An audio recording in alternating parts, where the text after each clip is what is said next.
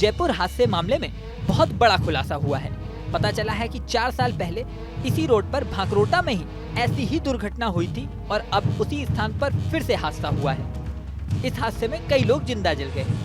कमाल की बात यह है कि 4 साल पहले जब हादसा हुआ था तो उस समय के परिवहन मंत्री के निर्देश पर जांच शुरू की गई थी। 4 साल बाद न तो परिवहन विभाग की ओर से कोई चेतावनी जारी की गई, न ही NHAI ने उस दुर्घटना वाले कट को बंद करने की कार्रवाई की।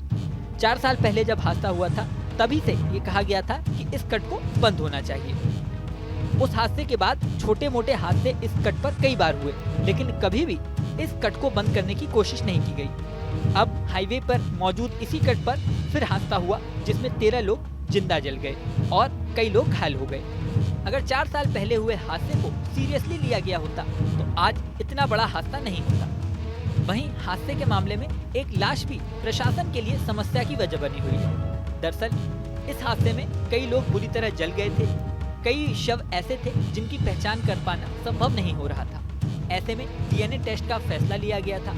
DNA टेस्ट के बाद सभी परिजन अपने साथियों के शव लेकर चले गए, लेकिन एक शव ऐसा है जिसकी न तो पहचान हो पा रही है, न ही उसे कोई लेने आया है। शुरू में यह अनुमान लगाया जा रहा था कि ये जो बस जल गई थी उसके कंडक्टर कालूराम का शव हो सकता है। इसकी वजह ये थी कि हादसे के बाद से कालूराम का बस मालिक से कोई संपर्क नहीं हुआ है। ऐसे में जांच के लिए बस मालिक से कालूराम के आधार कार्ड की एक फोटो ली गई। आधार कार्ड में उसके पिता का नाम नारायण लाल जटिया और पता प्रेमनगर शंभुपुरा चित्तौड़गढ़ लिखा हुआ था। कमाल की बात यह है कि जब इस एड्रेस पर पुलिस पहुंची तो न तो वहां कालूराम के परिवार का कोई सदस्य रहता था, न ही कालूराम को वहां कोई जानता था। पुलिस ने कालूराम के मोबाइल की CDR यानी कॉल डिटेल भी निकलवाई।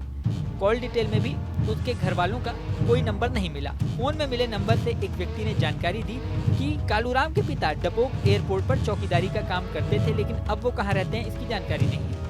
अब पुलिस की टीमें उदयपुर और चित्तौड़गढ़ में कालूराम के परिजनों की तलाश कर रही हैं, लेकिन अभी तक कुछ भी पता नहीं चल पाया है। ये भी आशंका जताई जा रही है कि हो सकता है ये शव कालूराम का न होकर किसी और का हो। ऐसे में भी सवाल ये है कि जिसका भी शव है उसके परिजन उसे ढूंढने नहीं आए, जबकि हादसे को कई दिन बीत चुके हैं। अब ये लापता लाश किसकी है, ये बड़ा सवाल बना हुआ है।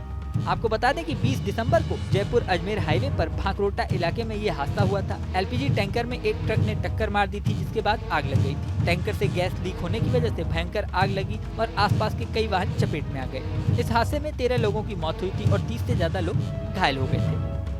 इस वीडियो में फिलहाल इतना ही।